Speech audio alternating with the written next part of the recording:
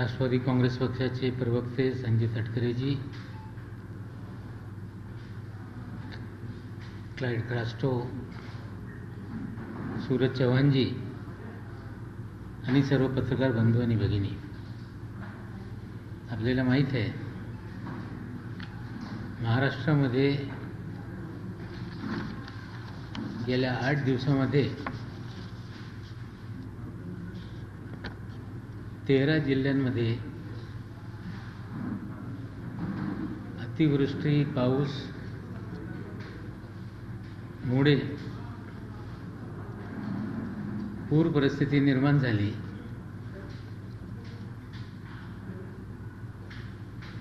धरण कोसळण्याची घटना घडली आणि या 8 दिवसामध्ये जवळपास 251 लोकांनी आपला जीव गमावलेला आहे। 100 लोक अजून मिसिंग आहे।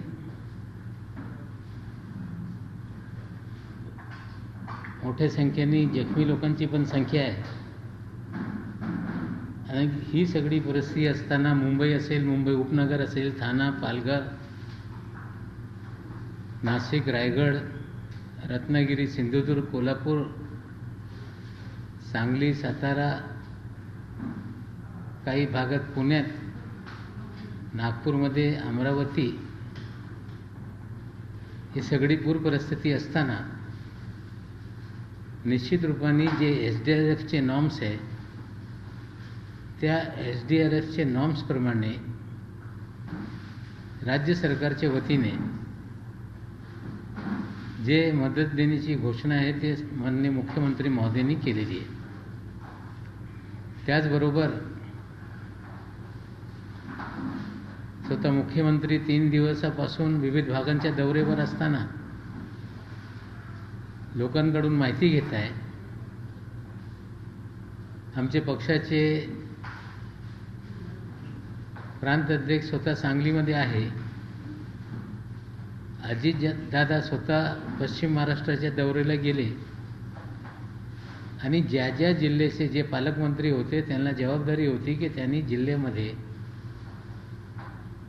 परिस्थितीचा आढावा घेऊन लोकांना जर त्यांच्या गावातून बाहेर काढण्याची गरज असेल तर त्यांना बाहेर काढलं पाहिजे। रिलीफ कॅम्पमध्ये ठेवण्याची गरज असेल तर रिलीफ कॅम्पमध्ये लोकांना ठेवलं पाहिजे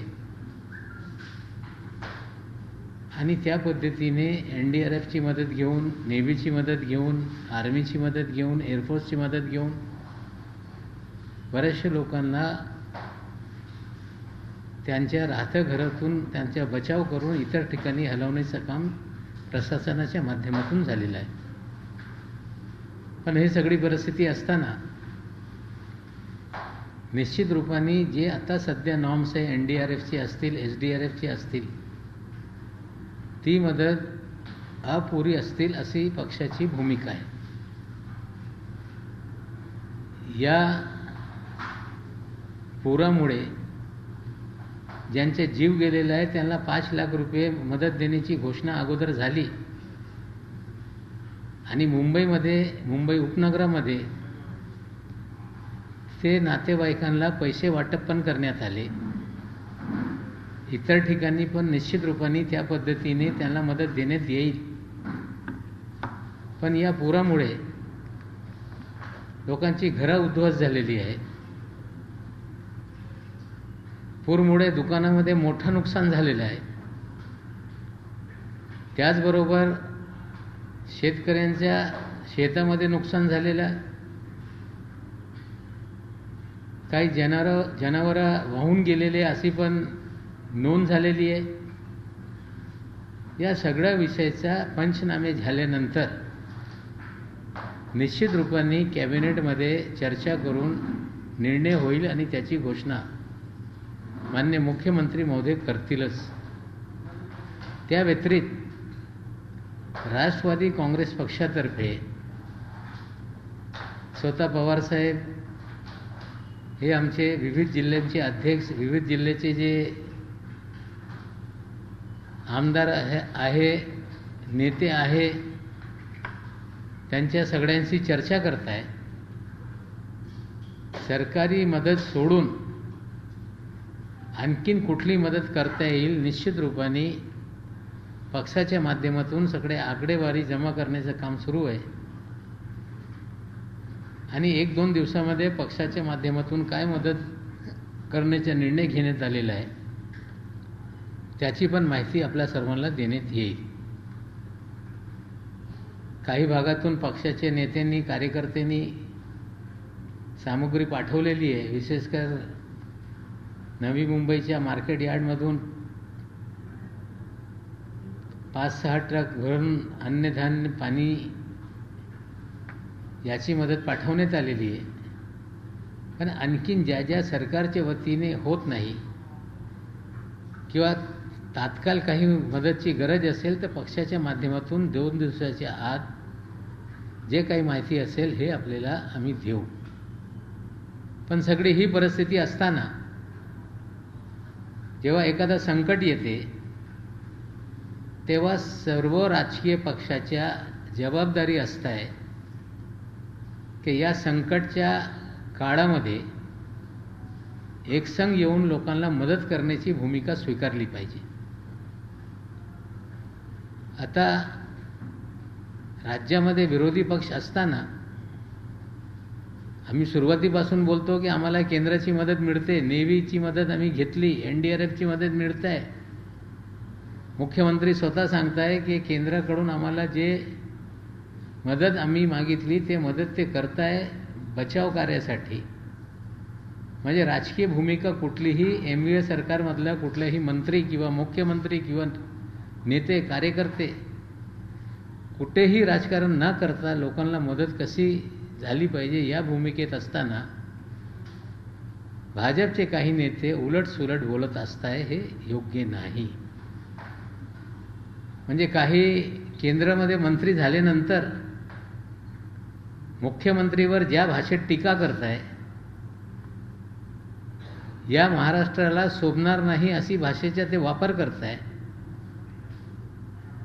त्यांचे चिरंजीव ज्या भाषेमध्ये ट्विट करताय किंवा सोशल मीडियाच्या माध्यमातून मुख्यमंत्री महोदय यांच्या बाबतीत सांगताय हे ते योग्य नाही. कुठेतरी ही संस्कृती महाराष्ट्राची नाही.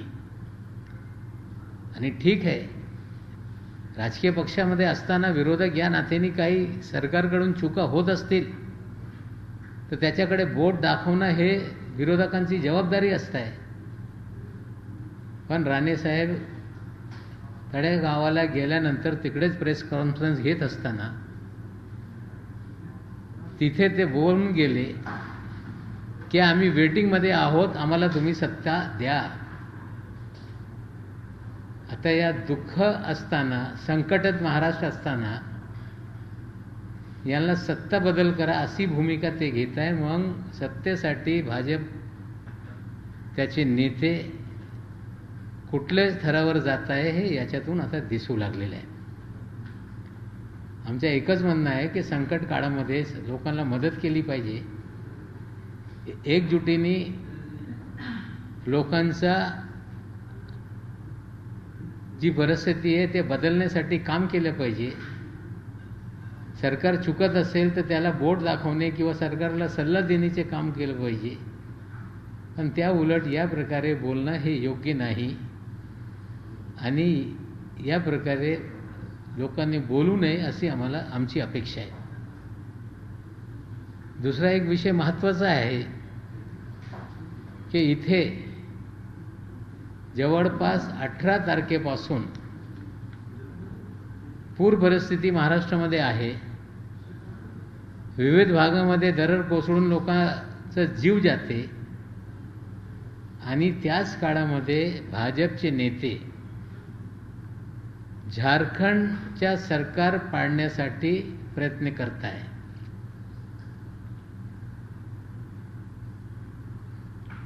पैसे देऊन आमदार फोडण्याच्या कट कारस्थान झारखंडचं सुरू करण्यात आलं. त्या झारखंडमध्ये अभिषेक दुबे नावाचा एक पत्रकार ज्यांना अटक करण्यात आली. 24 तारखेला लिलॅक हॉटेलमध्ये छापा मारून हे अभिषेक दुबे नावाच्या व्यक्तीच्या अटक झाल्यानंतर या झारखंडच्या सरकार पाडण्यासाठी भाजपचे कुठले कुठले नेते काय भूमिका निभावत होते त्याची माहिती त्यांनी पोलिसांसमोर जबाब देत असताना जे गुन्हा दाखल झालेला आहे तो गुन्हा 129 म्हणजे 419 420 124A असे सगळे कलम लावून तो गुन्हा झारखंडमध्ये दाखल झाल्यानंतर अभिषेक दुबेंनी जे सांगितलेलं आहे की त्यांना 3 आमदारांना इंडिगोच्या फ्लाईटने एक आमदार अमित कुमार यादव आणि दुसरे आमदार इरफान अन्सारी हे काँग्रेस पक्षाचे 2 आमदार त्याच्याबरोबर उमाशंकर अकेला नावाचे अपक्ष आमदार यांना इंडिगोच्या फ्लाईटमध्ये दिल्ली बोलवण्यात आला. दिल्लीमध्ये एक व्यक्ती ज्यांचं नाव आहे जयकुमार बेलखेडे ते SBGचे रिटायर कमांडंट असताना म्हणजे त्यांनी राजीनामा देऊन ते नागपूर निवासी आहे. काही कोचिंगच्या क्लासेस चालवत आहे तिकडे. हे 3 आमदारांना घेऊन नोएडाच्या विविध 5 स्टार हॉटेलला ते घेऊन गेले. तिथे महाराष्ट्राचे एक माजी मंत्री चंद्रशेखर बावनकुळे या हॉटेलमध्ये या आमदारांशी चर्चा करून डील करत होते. मग हे सगळे आमदार पुन्हा तिकडे गेले आणि 21 तारखेला पुन्हा महाराष्ट्रातून मोहित भारती अलायन्स मोहित कंबोज त्यांच्यासोबत अमित यादव आशुतोष ठक्कर हे सगळे लोक पैसे घेऊन लिलॅक हॉटेलमध्ये 21 तारखेला दाखल झाले. 2 दिवस वेगळे वेगळे आमदारांशी बोलत होते आणि नंतर काय त्यांना सुखबुक लागल्यानंतर त्यांनी हॉटेल सोडून पुन्हा ते झारखंडमधून निघून गेले. पोलिसच्या छापा पडल्यानंतर एक ठिकाणी 3 शासकीय अधिकारी आणि एक लिकर बिझनेस करणारा व्यक्ती त्यांना अटक करण्यात आली. मोठ्या संख्येने तिकडे रोख पकडण्यात आलेली आहे आणि तो गुन्हा 24 तारखेला म्हणजे परवा रांचीमध्ये दाखल करण्यात आलेला आहे. आणि त्याचा तपास करण्यासाठी SIT गठन करण्यात आलेली आहे. 3 टीम करण्यात आली. त्याच्यात एक टीम त्या झारखंडमध्ये तपास करणार आहे, दुसरी टीम दिल्लीला तपास करणार आहे आणि तिसरी टीम महाराष्ट्र कनेक्शन असताना त्याच्यात महाराष्ट्रातले 2 आमदार आहे असा उल्लेख येते. चंद्रशेखर बावनकुळे साहेबांचं स्पष्टपणे नाव येत आहे, त्या FIR मध्ये आहे. मोहित कंबोज, अमित यादव आणि ह्या आशुतोष ठक्कर यांची नावं आहे. त्यांचे फोन नंबर देण्यात आलेले, त्यांचे ॲड्रेस त्याच्यात आहे. आणि झारखंडची SIT मुंबई महाराष्ट्रामध्ये तपास करण्यासाठी येणार आहे आणि महाराष्ट्र सरकारकडून या झारखंड पोलिसला आणि SITला पूर्णपणे मदत देण्याची भूमिका महाराष्ट्र सरकार स्वीकारेल. म्हणजे इथे महाराष्ट्रामध्ये पूर परिस्थिती असताना हे जे पैसे घेऊन तिकडे जात आहे, एक आमदारांना 50 कोटी रुपये आणि मंत्रीपद असं त्यांना लोभ देण्याचं काम हे भाजपचे लोक करताय. पूर परिस्थिती असताना तेच पैशाचा वापर करून कुठेतरी लोकांचा दिलासा देण्याचं काम होऊ शकते. पण महाराष्ट्रामध्ये पूर असताना शेकडो करोड रुपये ओतून झारखंडच्या सरकार पाडण्याच्या कट कारस्थान भाजपकडून होत होता. त्याच्यात जी नावं समोर आलेली आहे, निश्चित रूपाने SIT त्यांचा तपास करणार आहे. पण आणखीन कोण 2 आमदार आहेत त्यांची नावं समोर येत नाही. जे काही त्यांना सहकार लागेल SITला निश्चित रूपाने ते महाराष्ट्र सरकार करेल. म्हणजे कर्नाटकच्या सरकार पाडत असताना पण मुंबई कनेक्शन महाराष्ट्र कनेक्शन दिसून आला होता. आता झारखंडच्या सरकार पाडण्यासाठी मुंबईचे महाराष्ट्राचे लोकांचा वापर होते किंवा महाराष्ट्र BJP इन्व्हॉल्व होत आहे. हे लोकशाहीमध्ये घोडेबाजार करून, लोभ देऊन, भीती निर्माण करून सरकार बदलण्याचा जे त्यांचा डाव आहे ते आता उघड झालेलं आहे. आणि निश्चित रूपाने झारखंडच्या पोलीस यंत्रणा व्यवस्थित तपास करून या सगळ्या लोकांना पकडतील आणि आमच्या सरकारच्या माध्यमातून जे मदत लागेल तपास यंत्रणेला ते मदत करण्याची आमची सरकारची भूमिका राहील. आणखीन काही आपले प्रश्न असतील तर निश्चित रूपाने त्याचे उत्तर देऊ.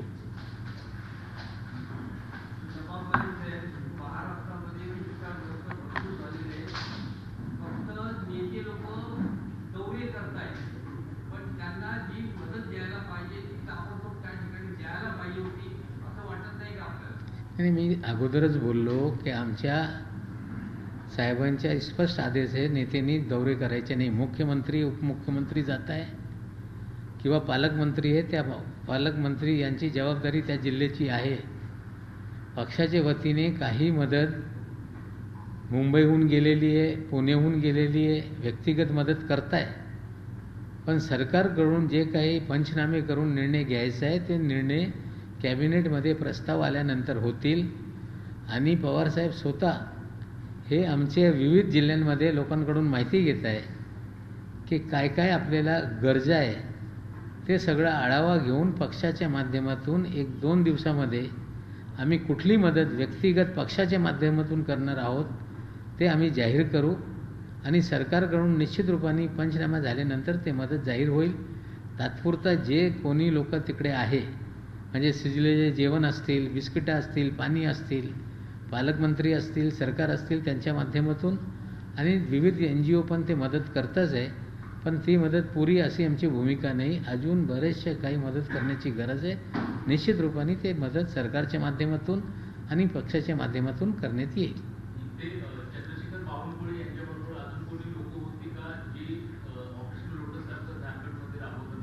नाही, बावनकुळे साहेबांचं नाव ते अभिषेक दुबेनी जे तिथे स्टेटमेंट रेकॉर्ड केलेलं आहे त्याच्यात त्यांचे नाव आहे. महाराष्ट्राचे 2 आमदार असा उल्लेख आहे. बावनकुळे साहेब हे आमदार नाही, आणखून कोणी दोन्ही आमदार होऊ शकत आहे. ते कोण 2 आमदार आहे निश्चित रूपाने SIT दिल्लीमध्ये हॉटेल्समध्ये जाणार आहे, कॅमेरा बघणारच आहे. तिकीट काढलेलं आहे ते कोणाच्या अकाउंटमध्ये काढलं आहे हे सगळं तपासमध्ये कोण आमदार आहे स्पष्टपणे त्यांची नावं समोर येणार आहे. पण मोहित कंबोज यांनी नाव बदलून आता मोहित भारतीय त्यांच्या नावाचा उल्लेख या जवानी जे देण्यात आलेली त्याच्यात आहे. अमित यादव आहे, आशुतोष नावाचा एक ठक्कर नावाचा व्यक्ती आहे. जे नावं स्पष्टपणे निश्चित रूपाने त्यांच्यावर कारवाई ते पोलीस लोक करतील. पण आणखीन तपासाची काही गरज असेल कोण 2 आमदार याचा शोध लावण्यासाठी तिकडच्या SIT जे ते गरजेचे असेल ते करतील. त्यांना जे मदत ते मागतील महाराष्ट्र सरकार निश्चित रूपाने त्यांना मदत करेल. मला वाटतं का अशा पद्धतीने जे भाजप विरहित राज्य आहे त्या ठिकाणी कुठेतरी हा वापर करून सत्ता बदलण्याचा प्रयत्न करत ऑपरेशन लोटस महाराष्ट्रात सुद्धा प्रयत्न करतो. हे महाराष्ट्रामध्ये ऑपरेशन लोटस होऊ शकत नाही. 3 पक्षाच्या सरकार असताना तिन्ही पक्ष एकजुटीने काम करत आहे. खरेदी विक्री करून सरकार त्यांना पाडता येत नाही. पण जिथे थिन मार्जिन आहे तिकडे ते प्रयत्न करत आहे. कर्नाटकमध्ये त्यांनी केलंच आहे. मध्य प्रदेशमध्ये त्या प्रकारे त्यांनी सत्ता बदल करण्याचं काम केलंच आहे. गोव्यामध्ये त्या पद्धतीनेच ते काम करत आहे. महाराष्ट्रामध्ये बोलत राहत आहे, पण महाराष्ट्रामध्ये हे शक्य होणार नाही. आणि झारखंडच्या बाबतीत आता तिथे गुन्हा दाखल झालेला आहे. तपास यंत्रणेच्या माध्यमातून कोण कोण आमदार होते, किती पैशाचा व्यवहार झाला, किती पैसे देणार होते, हे स्पष्टपणे समोर येणार आहे. पण काँग्रेसच्या आमदारांचा दावा आहे की 50 कोटी रुपये आणि मंत्रिपद असा त्यांना ऑफर करण्यात आला होता, असा दावा काँग्रेसच्या आमदारांनी केला आहे.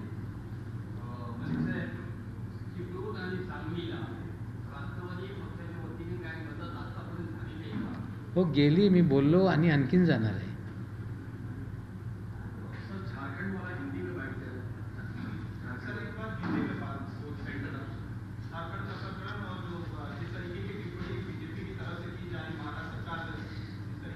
पिछले 8 दिन से महाराष्ट्र के लगभग 13 जिलों में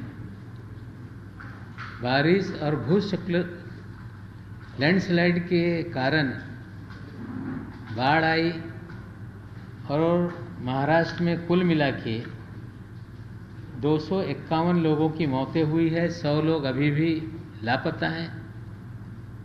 लगभग 2,20,000 लोगों को उनके घरों से हटाकर सुरक्षित स्थानों पे रखा गया है और बड़े पैमाने पे जानी नुकसान के साथ साथ माली नुकसान भी हुआ है. कुछ जानवर बह गए, कुछ जानवर की जान चली गई. साथ ही साथ मकानों का नुकसान हुआ है. पानी भरने से कारोबारियों के दुकानों में बड़े पैमाने पे नुकसान हुआ. फसलों का, खेती का नुकसान हुआ है, बागों का नुकसान हुआ है. निश्चित रूप से सरकार के माध्यम से जो SDRF के नॉर्म्स है उसके तहत जो जिनकी मौतें हुई है उनको 5 लाख रुपया प्रति व्यक्ति की मदद का ऐलान भी किया गया और उसके चेक उनके रिश्तेदारों को दिया भी गया है. कुछ जगहों पे बांटा गया, कुछ जगहों पे बांटने का काम शुरू है. टेम्पररी रिलीफ कैंपों में जिनको रखा गया है उन्हें पका हुआ खाना देने का भी काम चल रहा है. पानी की व्यवस्था की गई है. बचाव काम से पूरी तरह से निपटने के बाद निश्चित रूप से मुख्यमंत्री महोदय 3 दिनों से रायगढ़, रत्नागिरी और सतारा के दौरे पे हैं. उप मुख्यमंत्री आज सांगली के दौरे पे हैं. कोल्हापुर, सातारा भी जाने वाले हैं. पालक मंत्री सभी अपने जिलों में जिम्मेदारी से काम कर रहे हैं. संभवतः जो मदद हो सकती है इमीडिएट वो मदद पहुंचाई जा रही है. इस बचाव काम में NDRF की भी टीमों की मदद ली गई, आर्मी की मदद ली गई, नेवी की, कोस्ट गार्ड की, एयरफोर्स की. कई लोगों को एयरलिफ्ट करा के भी जानें बचाई गई है. ये सच्चाई है. और राज्य सरकार ने, खासकर मुख्यमंत्री महोदय ने या सभी मंत्रियों ने स्पष्ट रूप से कहा है कि हमें केंद्र के जो भी संस्थाएं हैं उनसे पूरी तरह से सहयोग मिला है बचाव काम करने के लिए. और किसी भी प्रकार से राजनीति सत्ताधारी पार्टी की ओर से नहीं हो रहा है. अपेक्षा है जब इस तरह का संकट आता है तो दलगत राजनीति से अलग हटकर एकजुट होकर लोगों को मदद करने की भूमिका स्वीकारते हैं. बहुत सारे NGO भी मदद कर रहे हैं, राजकीय कार्यकर्ता भी मदद कर रहे हैं. लेकिन जिस तरह से इन परिस्थितियों में भारतीय जनता पार्टी के कुछ नेताओं के बयान आ रहे हैं वो पूरी तरह से असमर्थनीय है. ये उनको समझना पड़ेगा. जिस गांव में रायगढ़ के लैंडस्लाइड के कारण 50 से अधिक लोगों की जानें चली गई, वहीं केंद्रीय मंत्री राणे साहब ने प्रेस कॉन्फ्रेंस कर जिस तरह से मुख्यमंत्री के बारे में आपत्तिजनक बयान दिया उसका कभी भी समर्थन हो नहीं सकता.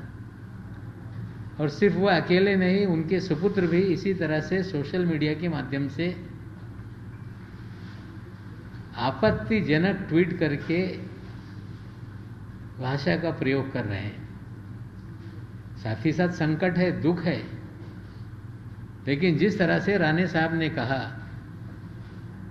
कि हम लोग वी आर इन वेटिंग, हमें सत्ता दे दो, चुनाव होगा, जनता सत्ता परिवर्तन करेगी, लेकिन आप लोगों की मौत पर सांत्वना देने के बजाय सत्ता बदलने की मांग करते हो। हमें लगता है भारतीय जनता पार्टी की राजनीति किस तरह की है इससे स्पष्ट रूप से दिख रहा है, और ये कभी भी इस संकट की घड़ी में इस तरह की राजनीति नहीं होनी चाहिए, हम ये मांगते हैं। ये सारी परिस्थिति का जायजा लेने के बाद निश्चित रूप से सरकार एनडीआरएफ, एसडीआरएफ की नॉर्म से जो मदद मिलनी है वो तो मिलेगी, लेकिन सिर्फ उस मदद से ही लोगों का जो नुकसान हुआ है वो काम होने वाला नहीं। सरकार निश्चित रूप से कैबिनेट में प्रस्ताव आएगा, चर्चा करके और ज़्यादा से ज़्यादा क्या मदद देनी है उस पर निर्णय लेगी सरकार, और माननीय मुख्यमंत्री महोदय उसका ऐलान करेंगे। उसके विपरीत राष्ट्रवादी कांग्रेस पार्टी की तरफ से भी पवार साहब स्वयं सभी जिलों के हमारे जो प्रमुख नेता हैं, जिला अध्यक्ष हैं, उनसे जानकारी जुटा रहे हैं। सरकार क्या मदद करने वाली है, उसके अलावा क्या मदद होनी चाहिए, निश्चित रूप से 1-2 दिनों में वो पूरी विस्तृत जानकारी जो पार्टी के माध्यम से की जाएगी वो आप लोगों को दी जाएगी। और जो बहुत सारी ज़रूरत की चीज़ें हैं, कई कार्यकर्ताओं के माध्यम से, नेताओं के माध्यम से, खास करके कल ही नई मुंबई की मार्केट कमेटी से बहुत सारी वस्तुओं को खरीद के पार्टी के माध्यम से भेजा गया। पूना से अलग अलग जिलों से भी सामग्री जा रही है, लेकिन अकेले पार्टी के माध्यम से क्या करना है उसकी जानकारी आपको 1-2 दिन में पूरी तरह से हम लोग देंगे। साथ ही साथ में जब पूरे महाराष्ट्र में संकट है तो भारतीय जनता पार्टी के माध्यम से झारखंड की सरकार गिराने का षड्यंत्र भारतीय जनता पार्टी कर रही है। अभिषेक दुबे नाम के एक व्यक्ति को गिरफ्तार किया गया है और उनके बयान में ये स्पष्ट हुआ कि महाराष्ट्र के एक पूर्व मंत्री चंद्रशेखर बावनकुले जी ने उनके भांजे जो एसपीजी में कमांडेंट थे, उन्होंने इस्तीफा देकर नागपुर में क्लासेस का काम शुरू किया है। जय कुमार बेलखेड़े जिनका नाम है, उनके जरिए 3 विधायक, अमित कुमार यादव कांग्रेस पार्टी, इरफान अंसारी कांग्रेस और उमाशंकर अकेला, ये निर्दलीय विधायक को दिल्ली बुलाया गया, टिकट इंडिगो का दिया गया था, जिनकी मुलाकात दिल्ली के 5 सितारा होटलों में हुई। विवांता नाम का होटल है जहां पे ये मुलाकात बावनकुले और महाराष्ट्र के 2 विधायकों के बीच में हुई। कुछ बातचीत हुई, कुछ पैसा देने की बात हुई, उसके बाद विधायक वापस ये रांची चले गए, झारखंड चले गए। और 21 तारीख के रोज फिर महाराष्ट्र के कुछ भारतीय जनता पार्टी के नेता, जिसमें मोहित कंबोज, अब नाम बदल के उन्होंने मोहित भारती अपना रख लिया है, उनके साथ अमित यादव और एक व्यक्ति आशुतोष ठक्कर जो मुंबई के निवासी हैं, ये लोग झारखंड रांची में लीलैक होटल में रुके हुए थे, जहां विधायकों से बातचीत करते थे, पैसों का प्रलोभन दे रहे थे और उन्हें कुछ जानकारी लगी कि शायद कुछ गड़बड़ होने वाली है, वो वहां से निकल गए। बाद में पुलिस का छापा पड़ा, 3 लोगों को गिरफ्तार किया गया है, जिसके अंदर एक शराब के कारोबारी भी हैं। और आपको जानकारी दे दूं कि जिन बावनकुले साहब का नाम इसमें आ रहा है, पूर्व मंत्री, वो आबकारी मंत्री एक्साइज के महाराष्ट्र के मिनिस्टर थे और शायद शराब के कारोबारियों से उनके संबंध होंगे, ऐसा हमें लगता है। यह मुकदमा दर्ज हुआ है जिसके अंदर 419, 420, 129 ए, 124 ए की धाराएं लगाई गई है। और जिस तरह से खबरें आई, वहां कांग्रेस के एक विधायक ने कहा कि हमें 50 करोड़ रुपए का प्रलोभन दिया गया, मंत्री बनाने का प्रलोभन दिया गया। और मुकदमा दर्ज होने के बाद वहां की पुलिस ने एसआईटी का गठन किया है और 3 टीमें बनाई हैं। एक टीम झारखंड के भीतर जो गतिविधियां हुई है उसकी जांच करेगी, एक टीम को दिल्ली में जो लोग गए, जहां रुके, जिन होटलों में रुके, वहां कौन कौन लोग इन्वॉल्व थे इसमें, उनकी जांच करेगी, और तीसरी टीम को महाराष्ट्र की जिम्मेदारी दी है क्योंकि 2 विधायकों का उल्लेख आया है। पूर्व मंत्री बावनकुले जी का उल्लेख आया है। बावनकुले जी कह रहे हैं कि मैं झारखंड देखा नहीं, लेकिन झारखंड वे गए, इस तरह का उल्लेख नहीं, दिल्ली में उनका उल्लेख है। एसआईटी महाराष्ट्र में आएगी, मुंबई में इन लोगों का जिनका नाम सामने आया है, चाहे वो कंबोज भारती हो, चाहे ठक्कर हो, चाहे यादव हो, या बावनकुले जी हो, या 2 विधायक हो, इनको लेकर जो जांच होगी, निश्चित रूप से महाराष्ट्र की पुलिस पूरी तरह से एसआईटी का सहयोग करेगी। जब महाराष्ट्र पूरी तरह से संकट में है और महाराष्ट्र बीजेपी के विधायक, उनके नेता झारखंड सरकार गिराने में मस्त है, 50 करोड़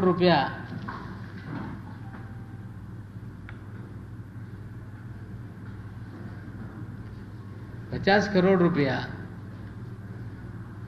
मंत्री बनाने का लालच देते हैं। वही पैसा अगर महाराष्ट्र के बाढ़ग्रस्त क्षेत्रों में मदद करने के लिए इस्तेमाल हो तो शायद बीजेपी को लोग उसकी स्वीकारता बढ़े। लेकिन धन बल, सत्ता के बल पे सरकारें गिराना बीजेपी का कोई नया काम नहीं। इसके पहले मध्य प्रदेश की सरकार बदली गई, कर्नाटक की सरकार बदली गई, गोवा में इसी तरह का खेल हुआ। महाराष्ट्र में चर्चा होती है, लेकिन महाराष्ट्र में संभव नहीं है कि इस तरह से कुछ हो पाएगा। लेकिन जो भी हुआ है उसमें महाराष्ट्र कनेक्शन आ रहा है। एसआईटी को पूरी तरह से सहयोग करने का काम महाराष्ट्र की सरकार और महाराष्ट्र की पुलिस करेगी, इतना हम आपको बताना चाहते हैं। साथ ही साथ मैंने जो आप लोगों को बताया कि 2 दिन के भीतर पार्टी की तरफ से क्या मदद देनी है उसका ऐलान पार्टी की तरफ से होगा। आज ही एक निर्णय उप मुख्यमंत्री महोदय ने जाहिर किया है कि इस घड़ी में जो संकट महाराष्ट्र की जनता पे आया है, महाराष्ट्र के राष्ट्रवादी कांग्रेस पार्टी के सभी विधायक, सभी मंत्री, राज्य मंत्री और संसद सदस्य अपने 1 माह का वेतन मुख्यमंत्री सहायता निधि में देंगे, जिसका ऐलान उप मुख्यमंत्री महोदय ने किया है। आपल्याला माहिती देऊ इच्छितो की माननीय उपमुख्यमंत्री महोदयांनी जाहीर केलेलं आहे की या संकटच्या काळामध्ये महाराष्ट्रातले राष्ट्रवादी काँग्रेस पक्षाचे सर्व मंत्री, राज्यमंत्री, आमदार, खासदार हे 1-1 महिन्याचा पगार मुख्यमंत्री रिलीफ फंडामध्ये देतील आणि त्या पैशाच्या माध्यमातून कुठेतरी मुख्यमंत्री त्याचा वापर करून जनतेला जे काही मदत देतील त्याच्यात या सगळ्या आमदार, खासदार आणि आमचे मंत्री सहभागी होतील अशी घोषणा करण्यात आली आहे।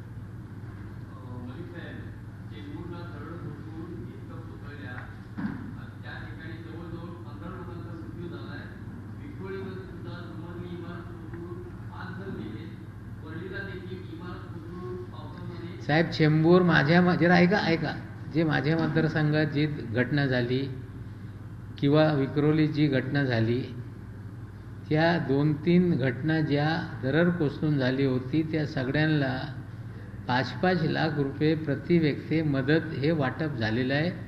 आणि ते मदत वाटप होऊन 3 दिवस झालेले आहे. वरलीच्या निश्चित रूपाने 2 दिवस आधी घटना झाली, मानपूरला घटना झाली, त्यांना पण 5-5 लाख रुपये प्रति व्यक्ती मदत देण्याच्या घोषणा सरकारच्या माध्यमातून झालेल्या आहे. धन्यवाद.